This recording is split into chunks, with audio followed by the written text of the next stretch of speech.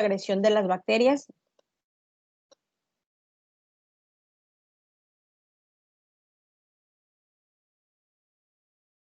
Ok, perfecto. Okay. Empecé a grabar, me estaba pasando a grabar. Y vamos a definir algunos conceptos, ¿no? Que nos van a ayudar a entender cómo es el proceso de infección dentro del cuerpo por parte de esta. Primero está la adherencia. Entonces dice que es un proceso por el cual las bacterias se unen a superficies de las células hospedadoras, que en este caso van a ser células del humano, y una vez que las bacterias han penetrado en el organismo, la adherencia constituye el principal paso para el inicio del proceso de la infección. Cuando nosotros estamos expuestos entonces y adquirimos una infección por bacteria, más bien adquirimos una bacteria, entonces penetra en este caso la bacteria y empieza un proceso de adherencia. Como su nombre lo indica, se adhiere a las células, es como si se pegara. ¿Qué tipo de células? Pues depende en cuál va a ser la puerta de entrada de la bacteria, ¿no? Y hacia quién tiene mayor afinidad esa bacteria, qué tipo de célula o de zona anatómica va a tener afinidad esa bacteria. Entonces, la adherencia, imagínense que es como si esa bacteria tuviera las herramientas para poder pegarse a nuestras células. Y ya que se aferra a esa célula, es cuando va a empezar entonces un proceso de infección. No puede iniciar entonces un proceso de infección si ella no se adosa o se adhiere a una célula en específico. Por ejemplo, pueden ser células propias de la faringe, pueden ser células propias de a nivel intestinal, pueden ser células que estén en tracto genitourinario, ¿no?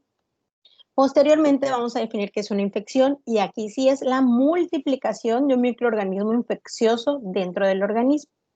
Si yo tengo una bacteria dentro del cuerpo, sabemos que van a existir, mi sistema inmune, por ejemplo, va a contraatacar o contrarrestar esta presencia de la bacteria y a veces no va a llegar a ser una infección. Entonces, ¿cuándo va a ser una infección? Cuando ya esta bacteria está adherida a la célula o a la zona y entonces hay una multiplicación. ¿Por qué hay una multiplicación? Porque nosotros huéspedes le estamos dando todas las herramientas, todo el medio, todas las condiciones para que incluso la alimentación a esta bacteria para que entonces se empiece a multiplicar. Multiplicarse es entonces ya sea por fisión binaria, entonces empiezan a dividir, a dividir, a dividir y vamos a tener la expansión de la bacteria misma que me va a producir una infección. ¿Ok? Bueno, después tenemos que es la invasión, y es un proceso a través del cual las bacterias, parásitos, hongos o los virus penetran en la célula o tejidos del hospedador y se diseminan dentro del organismo. Esta invasión o penetración, entonces, va a ser cuando ya la bacteria, un parásito, un hongo o un virus pueden entrar entrar dentro, pueden entrar a la célula, ¿no? O a través de los tejidos, invaden. Entonces ellos llegan y es como que ya llegué, independientemente de qué tipo de microorganismo sea, y entonces ellos van a entrar a la célula y van a empezar entonces un proceso de infección como tal. Entonces, invadir es literal, como dice la palabra, penetrar, entrar a nuestra célula. Ahorita vamos a ver en resumen todo lo que realiza o los pasos que realiza la bacteria y en qué orden. Después tenemos un agente no patógeno o un microorganismo no patógeno, y aquel va a ser un microorganismo que no me cause una enfermedad. Algunas veces incluso va a formar parte de la microbiota normal. Ayer platicábamos que era la microbiota normal, y entonces un microorganismo puede ser parte de la microbiota o incluso puede ser comensal, ¿no? Que no sea propio de la microbiota, pero cuando un microorganismo, ayer explicábamos que es comensal, pues a veces no me va a generar ningún daño, ¿no? Entonces va a ser un agente, independientemente que sea un hongo o incluso un parásito o bacteria, se da sobre todo, que no me esté produciendo un daño. Entonces ese es un agente no patógeno.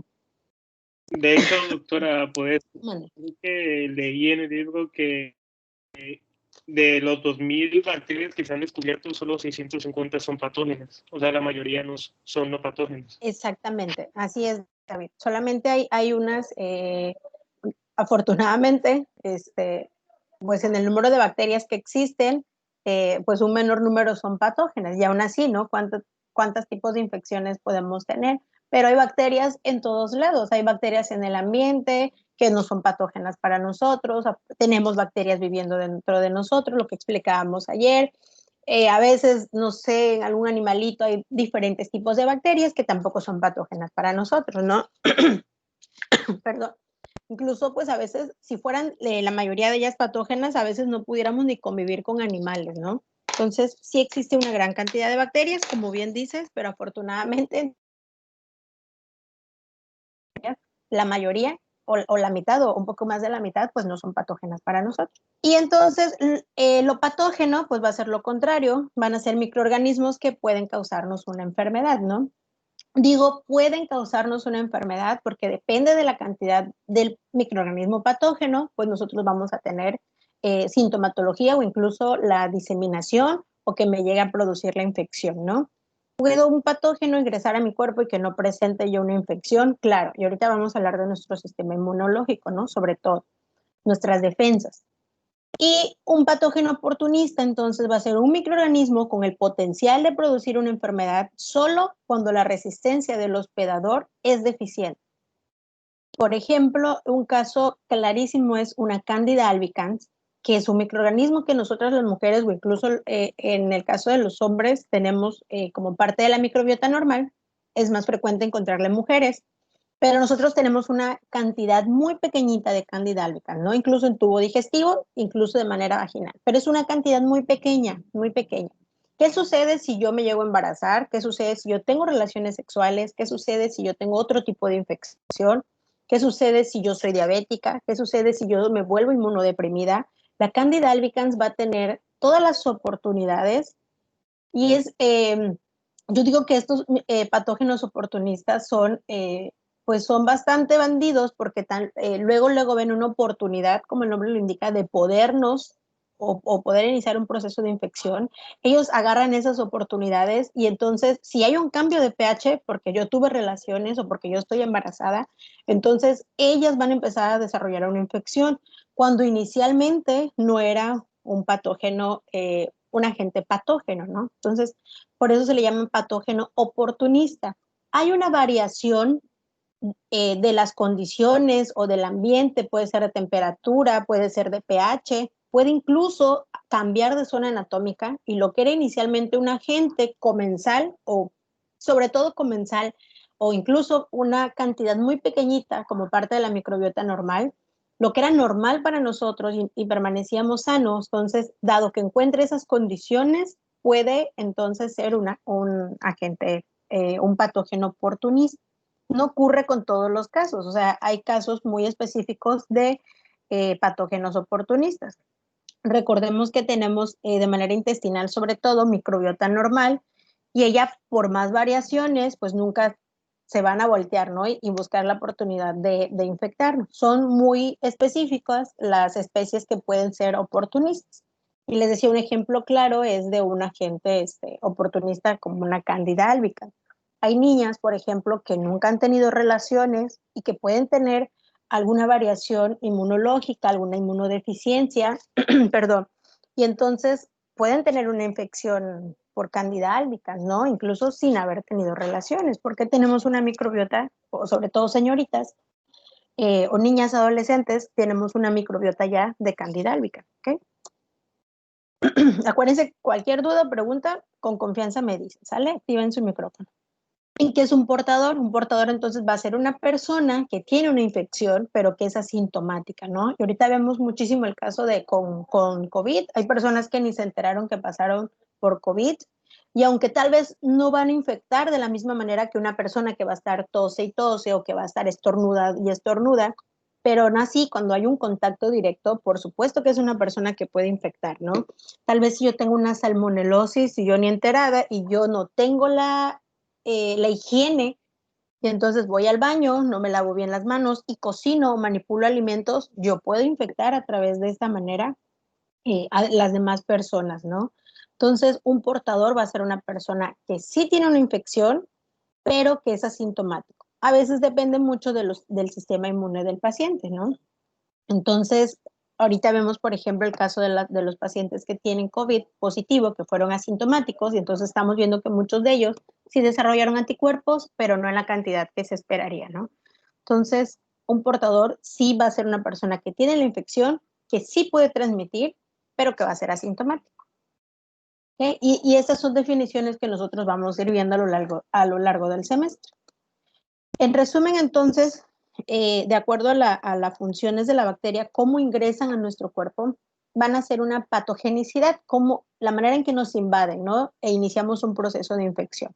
Entonces, esta bacteria va a entrar, independientemente por alguna puerta de entrada, que son las que platicábamos ayer, y entran las bacterias y entonces van a comenzar una colonización junto con una adhesión. ¿Qué es colonizar?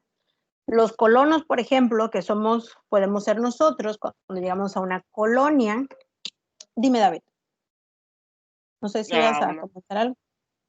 bueno, ¿No? diría que la que sería una colonización por adhesión, que Ajá, sería como un ejemplo de que si hay una herida abierta, las bacterias fácilmente podrán entrar en esa herida y empezar a infectarla, y empezando a multiplicarse y así conociendo como una colonización.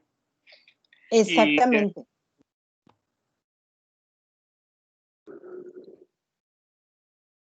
¿Vas a comentar algo más? Ya no. no, eso sería todo. Ok. Gracias, David. Sí, incluso si nosotros tenemos una herida, pues estamos propensos a que se reproduzca o a que se adhiera de manera más fácil las bacterias, ¿no? Si está expuesta como tal. Entonces se van a llegar a colonizar o adherirse. Entonces, les decía que la parte de colonización, que es un ejemplo, nosotros podemos llegar a una colonia y entonces colonizar significa que una persona, o en este caso un agente extraño a esa zona o a esa colonia, llega, ¿no? Llega a vivir. Entonces, por ejemplo, pongo el ejemplo con nosotros, porque nosotros somos colonos cuando llegamos, no sé, a vivir a una nueva colonia, ¿no? En donde no éramos propiamente residentes. Lo mismo hacen con las bacterias.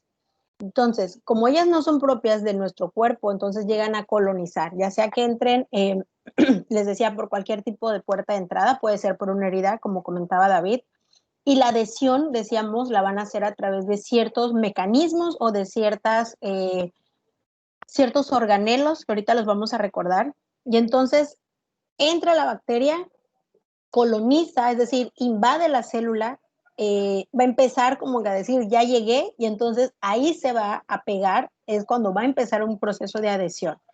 Posteriormente, esta bacteria lo que va a hacer es una multiplicación. Decíamos que la multiplicación la va a hacer a través de, las bacterias la hacen a través de divisiones. Si tenemos inicialmente una E. coli, por ejemplo, lo que hace es que se multiplica el cromosoma, se multiplica el citoplasma y de una célula inicial vamos a tener dos E. colis, ¿no? Y de esas dos E. colis vamos a tener dos E. colis más. Y así posteriormente empieza la multiplicación bacteriana, ¿no? ¿Por qué ya hay una multiplicación? Porque ya está dentro del cuerpo, porque ya tiene todas las condiciones para poder alimentarse y reproducirse, o en este caso multiplicarse. Después tenemos la invasión. Decíamos que la invasión es cuando ya está dentro de la célula, ¿no? Ya va a estar familiarizada. Decíamos qué tipo de células. Pueden ser células epiteliales, pueden ser células específicas, no sé, en hígado, en pulmones, células geniturinarias, células de aparatos reproductores, ¿no? Y entonces, ya que penetran en las células, es cuando entonces se genera un daño. Podemos decir que ya la bacteria entonces ya nos está produciendo una infección. Pero entonces, decíamos, puede entrar cierto número de bacterias, pero no luego me va a producir una infección. De hecho, cuando nosotros podemos tener algún tipo de traumatismo, no empezamos a tener malestar, ¿no? A la media hora, de manera inmediata, ¿no? Sino hay todo un proceso. Entonces, entran, colonizan, se adhieren, se multiplican, hacen una invasión y entonces ya que están dentro de la célula multiplicándose, podemos decir que ahora sí tenemos un proceso de infección. ¿Okay? Vamos a definir entonces un poquito más qué es la colonización. Y esta colonización, las bacterias pueden utilizar diferentes mecanismos para adherirse y colonizar las diversas superficies corporales. O sea, muchas bacterias contienen adhesinas que se unen a receptores específicos de la superficie tisular para evitar su eliminación. Yo ayer les comentaba que las bacterias son procariotas, son unicelulares, pero son bastante inteligentes. Entonces, van a tener receptores que se van a adosar o adherir específicamente a receptores ¿cómo me explico? Por ejemplo, si yo tengo un streptopiógenes, este streptopiógenes se va a adherir a receptores específicos sobre todo de faringe, ¿no? O de tracto respiratorio. Entonces, si yo tengo, por ejemplo, una Neisseria gonorrea, la Neisseria gonorrea va a adaptarse a los receptores que nosotros tenemos en aparatos reproductores. Entonces, por ahí si yo tengo un streptopiógenes tal vez en otra zona del cuerpo, no encuentre esos receptores y por lo tanto puede que no inicie un proceso de invasión o de colonización. Entonces, cada parte o cada célula de nuestro cuerpo tiene ciertos receptores. Lo mismo pasa con los virus y eso se ve muchísimo más claro en la parte de los virus, ¿no? Entonces, cada bacteria tiene afinidad por alguna célula en específico, ¿no? Si tengo yo por ejemplo, una moraxela en la garganta, a lo mejor necesitamos tener una maduración específica de este tipo de células para que inicie un proceso de infección. A lo mejor digo maduración porque si son niños, tal vez sí le empiece a causar un daño, pero nosotros que ya tenemos más microbiota, a lo mejor la moraxela no nos haga algo, ¿no? En resumen, lo que quiero explicarles en esta parte de colonización es que cada bacteria va a tener afinidad por una célula de nuestro cuerpo, ¿no? Y es ahí donde va a empezar un proceso de multiplicación y de invasión. Doctora, Entonces, mande. también ahí mencionaba el caso de pielonefritis por E. coli, que se Ajá, da por que las adhesinas de la coli se unen a, creo que se llama glucolípido del grupo sanguíneo P, que está en las células uroepiteliales. Entonces ya cuando se une la coli a este receptor, empieza a colonizar, empieza a multiplicarse, y es porque se exactamente. da la pielonefritis. Exactamente, exacto. Y así puede ser en diferentes partes del cuerpo. Así es, Javier. Cada célula va a tener diferente afinidad, les decía, por diferentes células, y no nada más van a tener una sola célula, ¿no? Van a tener afinidad en diversos órganos o tejidos incluso, ¿no? Pero sí van a tener esos receptores o adhesinas que decíamos, ¿no? Un ejemplo de cómo hacen este proceso de adhesión, por ejemplo, las bacterias entéricas como Shigella, Salmonella y Yersinia, esta adhesión la hacen mediante fimbrias. No sé si alguien por ahí se acuerda que eran las fimbrias o si lo platicaron. Fimbrias, ¿alguien? Son como unas pequeñas Es una vellosidades que tienen estructura, en el cuerpo, ¿no? sí, es una ¿Son unas estructura qué, Julio? facultativa de la bacteria que es como para adherirse a otra célula y así pues Exacto. evitar la inflación. Ok. Bien, entonces son unas extensiones, son organelos que pueden tener las bacterias, ¿no? Y estas fimbrias, entonces, yo las veo, me las imagino como si tuvieran unos pelitos alrededor de la bacteria, ¿no? Son muchísimo más pequeñas que los flagelos. Y entonces estas fimbrias, que son unas extensiones, les decía, parecen unas manitos, pero estas manitos es como si tuvieran un pegamento y a través de las fimbrias, ellas pueden hacer dos cosas, o unirse a otras bacterias y entonces empezar hacer una adhesión o también les facilita el unirse a las células. En la imagen está, por ejemplo, aunque Shigella salmonella son bacilos, la imagen tiene dos cocos y tiene unas fimbrias, ¿no? Entonces, estas fimbrias ustedes ven que se están uniendo a los receptores de las células. Entonces, el unirse, estas fimbrias es como si se pegaran a nuestra célula y entonces va a empezar un proceso de adhesión, lo que decíamos, ¿no? Es el primer punto que realiza la bacteria recién ingresa al cuerpo. Entonces, por ejemplo, decíamos entonces, con estas fimbrias pueden unirse a las células M, que son los micropliegues del colon, y después le inyectan proteínas que estimulan a la célula para que se invagine y capte a las bacterias.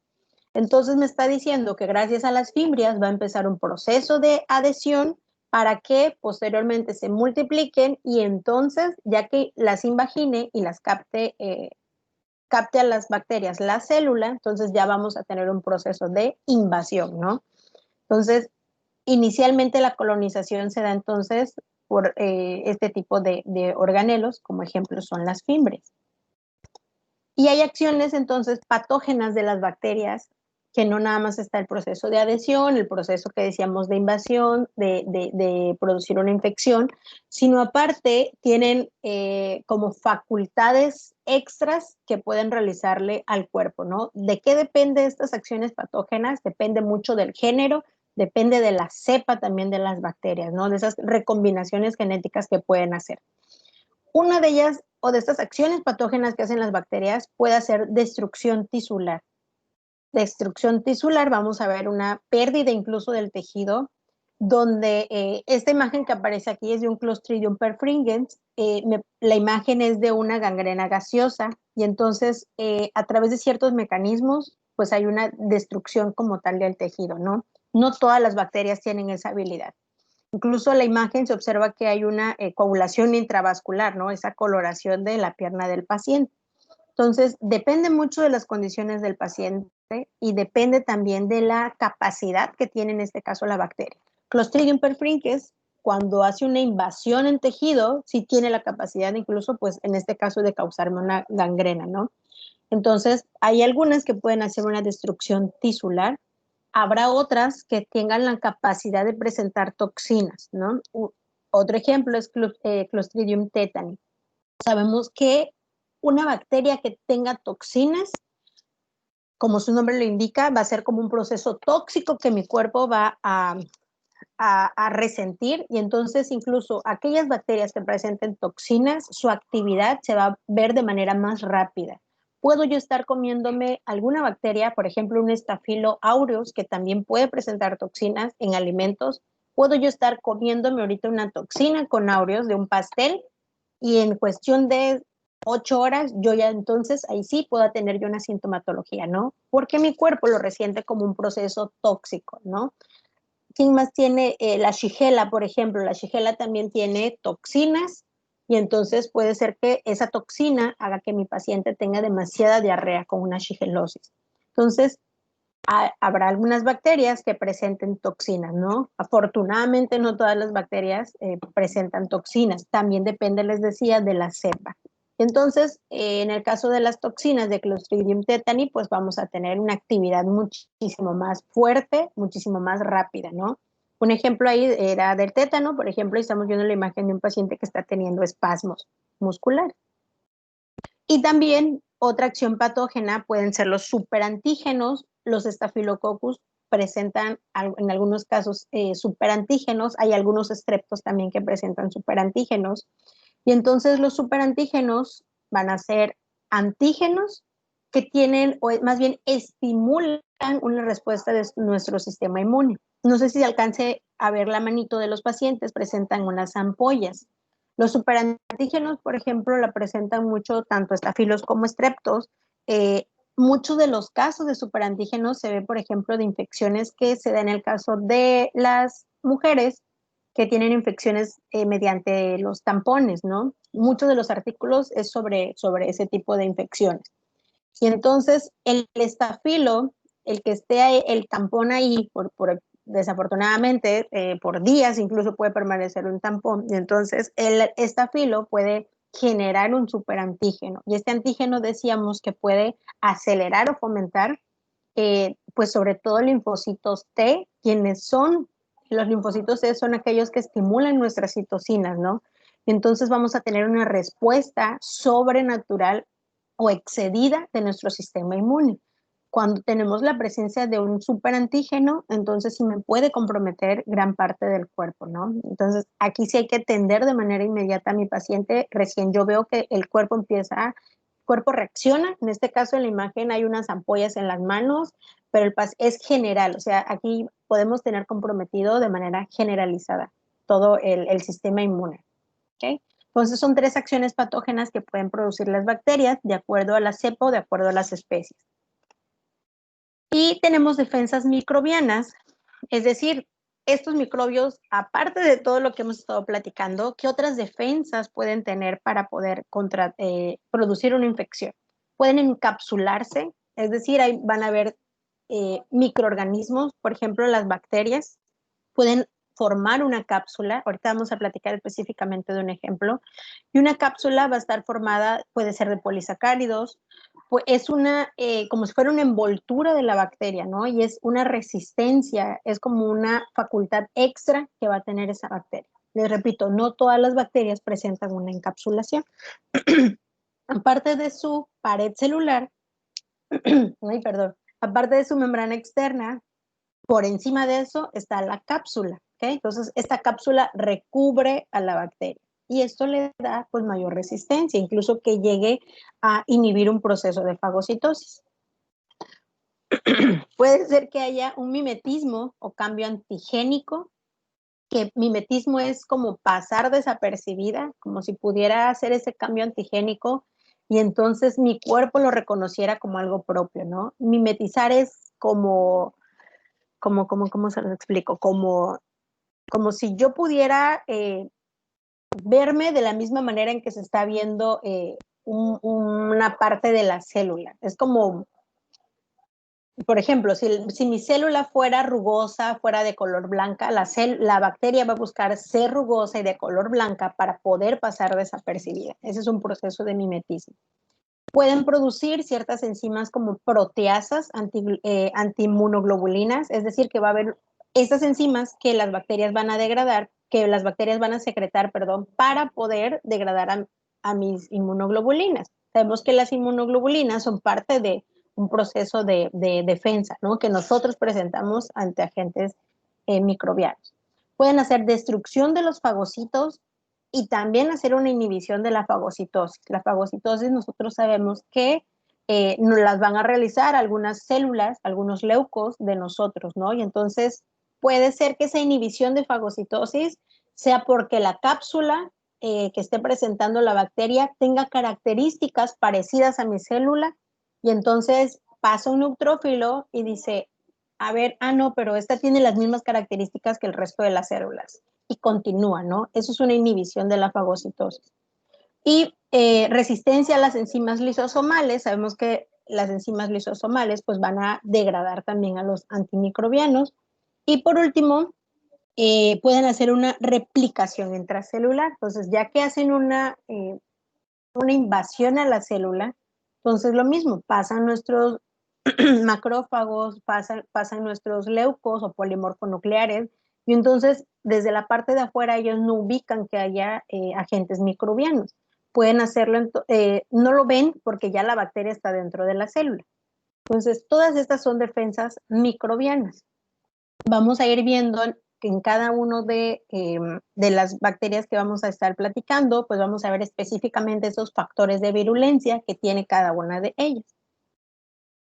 En el caso de la encapsulación que platicábamos ahorita, decíamos que son estructuras que protegen a las bacterias frente a respuestas inmunitarias y fagocíticas. Por lo general, las cápsulas están formadas por polisacáridos, los cuales son poco inmunógenos.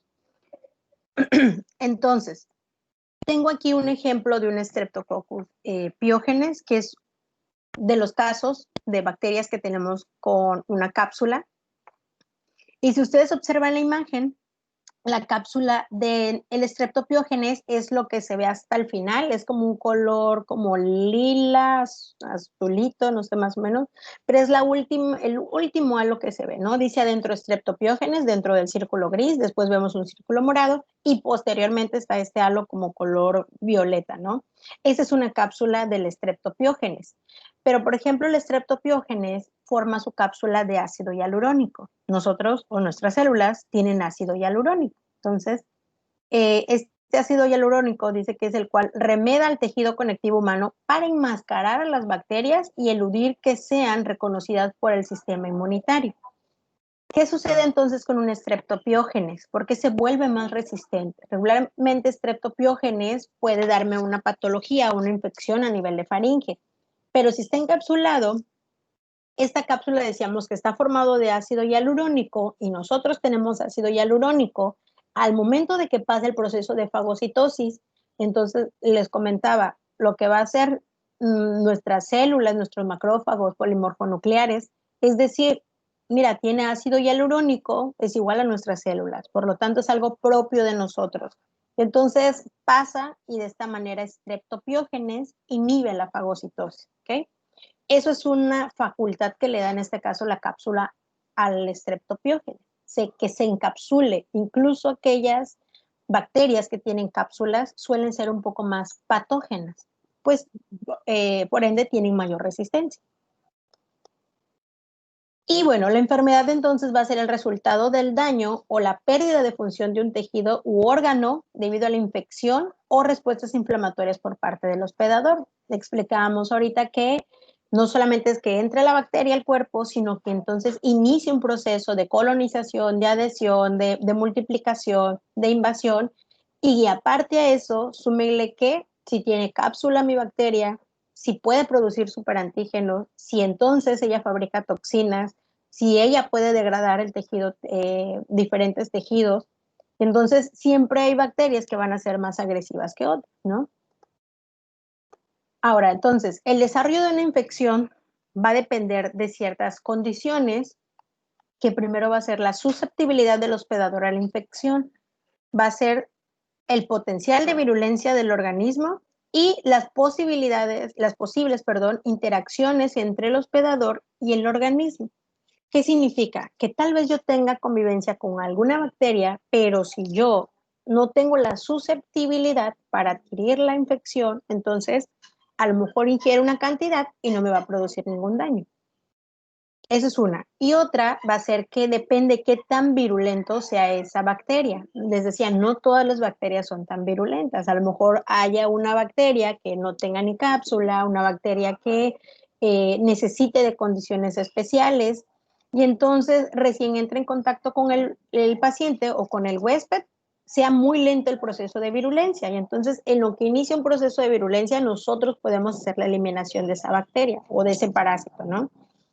Entonces, la susceptibilidad del hospedador a la infección también de qué va a depender, de la edad del paciente, si es un niño, si es un paciente que ya está en la tercera edad. Depende también, por ejemplo, este caso de susceptibilidad del hospedador a la infección, vimos muchísimo ahorita el caso del COVID, ¿no? Decían, los adultos arriba de 60 años son los que están más propensos, pacientes con obesidad, pacientes que más hipertensos, ¿no? Pacientes diabéticos. Todo eso va a entrar de acuerdo en el grupo de la susceptibilidad del hospedador. Hace un momento decíamos, tal vez si yo tengo cambios de pH vaginal, si yo estoy embarazada, si yo soy diabética. Por ahí vamos a ir platicando en cada uno de los microorganismos esos factores de susceptibilidad o esas condiciones del hospedador para poder iniciar un proceso de infección. Tal vez si yo soy una persona, no sé, treintona y hago ejercicio y me alimento bien, probablemente yo tengo mejor sistema inmune y entonces pueda yo contraatacar las infecciones por bacterias. ¿Okay? Y bueno, esta tablita se las puse para que ya la lean con mucho más detenimiento. Viene un ejemplo de microorganismos, viene un streptopiógenes y entonces me dice qué características clínicas puedo tener. Me puede producir infecciones supurativas, es decir, que tenga la presencia de pus, o infecciones no supurativas. ¿A quién puede infectar un streptopiógenes? Aquí dice diversas poblaciones, a cualquiera. Y dentro de estos factores de virulencia, dime Julio. Gracias, doctora. Esta tabla, perdón que la interrumpa, ¿viene en el libro de Murray? Yo creo que sí viene Murray. Déjame confirmarte. Si no ahorita que terminemos, de todas maneras te puedo mandar un chat si viene entre Murray o Yawitz. No recuerdo bien. ¿Sí? Gracias. Pero si no, te escribo un chat para confirmarte. De nada.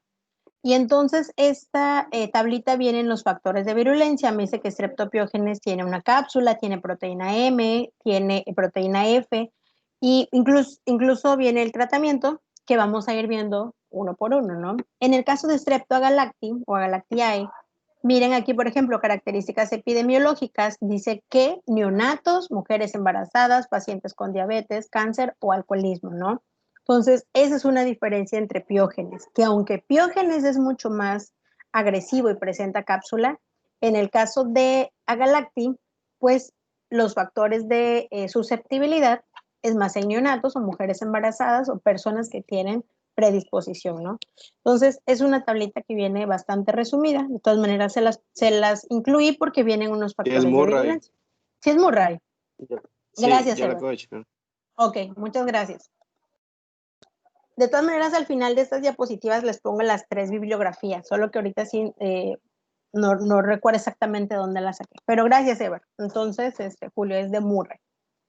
Y las bacterias patógenas, entonces, ¿cuándo son bacterias patógenas? Les decía, no todas tienen la capacidad de producirme una infección. Cuando son potencialmente transmisibles, cuando pueden hacer adherencia a las células del hospedador, cuando hagan invasión de las células y tejidos del hospedador, cuando su toxigenicidad y su capacidad invaden el sistema inmunitario. Ay, perdón. Espérame que se me está. Ok. Y entonces van a ser características que van a tener las bacterias patógenas. Por ejemplo, una E. coli tiene un potencial para ser transmisible. A veces las mujeres, desgraciadamente, hasta por ir a un baño público, puede ser de un súper, de la escuela, no sé, y que previamente una compañera tenga una infección por E. coli y yo tenga también las condiciones, podemos adquirir, ¿no?, una infección por E. coli. Y no nada más aplica para bacterias. Hay virus, por ejemplo, que son mucho más, tienen ese potencial de ser transmisibles, ¿no? Por ejemplo, la influenza tiene mucha habilidad para ser transmisible, incluso más que el COVID, pero bueno, ahorita son otras condiciones, ¿no? Van a haber, sobre todo les decía, algunos virus que pueden ser más transmisibles que otros, hay algunas micosis que pueden ser más transmisibles que otras, y lo mismo también para los parásitos, de acuerdo a las condiciones que presente este parásito, ¿ok? Entonces, sí, la bacteria puede ingresar al cuerpo, pero necesita de ciertas condiciones. Y después tenemos, perdón, los mecanismos de defensa que nosotros presentamos contra las enfermedades, ¿no? Las enfermedades infecciosas. Entonces, estos mecanismos de defensa que vamos a hablar a grandes rasgos, porque mucho ya lo vieron ustedes cuando llevaron inmunología, tenemos una respuesta inmune que pues incluye dos componentes principales, que va a ser una inmunidad innata o una inmunidad adaptativa, ¿no? Y entonces, no sé si están moviéndole a la diapositiva, pero como está bloqueado, me aparece a mí el permiso. Ok, y entonces vamos a presentar dentro de esta inmunidad innata, que es una inmunidad inespecífica, tenemos pues las capas de la piel, tenemos las mucosas, tanto en vías digestivas como de manera urogenital. Tenemos lisosimas, por ejemplo, ayer platicábamos cuando entra un agente extraño al ojo, empezamos con el lagrimeo. Y esas lisosimas precisamente hacen que tengamos un lavado, una eliminación de este agente, ¿no? Como primera respuesta. El pH ácido de la vagina también es una respuesta innata, que nosotros no adquiramos otro tipo de infecciones. El pH del estómago también es un tipo de inmunidad innata, ¿no? A veces nosotros ingerimos ciertos alimentos que van con microorganismos y entonces nosotros a través de este pH del estómago podemos degradarlos, ¿no?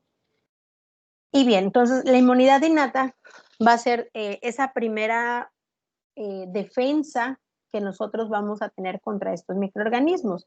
Van a estar las mucosas, tenemos incluso ciertos vellitos, por ejemplo, en la nariz, que nos van a permitir también a que no haya un paso de manera más rápida de algún microorganismo. Tenemos el lagrimeo que decíamos, que incluye lisosimas, tenemos los diferentes tipos de pH. ¿Qué sucede entonces cuando hay una variación de, pues probablemente vamos a ahí sí darle paso a que entren las bacterias y hay un proceso de infección, ¿ok? Ahora, un proceso muy importante dentro de la eliminación de las bacterias, sobre todo, que es la fagocitosis. Entonces, fagocitosis, como ustedes han de recordar, que han platicado seguro, la fagocitosis viene de la palabra fago, de comer, ¿no? Y citosis, que viene de la palabra células. Entonces, esta fagocitosis es una defensa, es una de las defensas más importantes que nosotros realizamos contra invasores microbianos, y estas, las células que principalmente realizan fagocitosis son polimorfonucleares, son macrófagos y células dendríticas. ¿Quiénes son ejemplos de polimorfonucleares? Pueden ser un eosinófilo, puede ser un neutrófilo, que son células que tienen gránulos y entonces esto permite degradar al agente extraño, ¿no? En la imagen de la fagocitosis que ustedes ven, está la bacteria, en este caso parece un bacilo, color verde, y entonces lo que hacen nuestras células, ya sean macrófagos, polimorfonucleares, células dendríticas, es hacer como una invaginación. Lo que hacen es rodear a la bacteria, en este caso, perdón, y poder rodear a la bacteria y poder, como si abrazarla para poder degradarla, ¿no? Entonces, a través de un, proceso de fagocitosis es como nuestras células hacen un proceso de eliminación, en este ejemplo de bacterias, ¿no? Entonces, casi en todos los procesos de eliminación de la bacteria, pues vamos a ver presente un proceso de fagocitosis. Este es un video. Miren, tenemos ahí una bacteria. En este caso, pareciera un parásito lo que está moviendo porque presenta como unos flagelos al final. Pero es muy similar a un proceso de fagocitosis que realiza nuestra célula. Miren, ahí empieza a rodear y entonces, si fuera un neutrófilo, por ejemplo, va a empezar a soltar sus gránulos y entonces es como va a degradar en este caso a la bacteria, ¿no? Es muy similar a un proceso de fagocitosis. Por eso decíamos, si suponiendo que estos dos cocos fueran un streptopiógenes que presentan una cápsula de ácido hialurónico, entonces nuestras células lo reconocen como algo propio, ¿no? Y ellas inhiben este proceso de fagocitosis. Ok, vamos a quedarnos entonces hasta aquí, jovencitos, para ya no quitarles sus 10 minutitos. Y los veo entonces el día lunes y les voy a mandar la invitación desde las 12 hasta las 2, por favorcito, ¿ok? No sé si alguien tenga alguna duda con lo que vimos hoy. No, doctora, muchas gracias. Perfecto. No, de nada, David. Manuel. Bueno, entonces, estas diapositivas ya las tienen ustedes en Teams, por si las quieren ver, viene hasta finalizar esta sesión 12, si no mal recuerdo. Ya todo lo que vimos hoy ya está en plataforma, ¿sale? Muchas gracias, porque sí está muy buena. Bueno, los veo entonces el lunes, cuídense mucho y que descansen su fin de semana, que la pasen bonito. Gracias. Gracias. Bye. Gracias.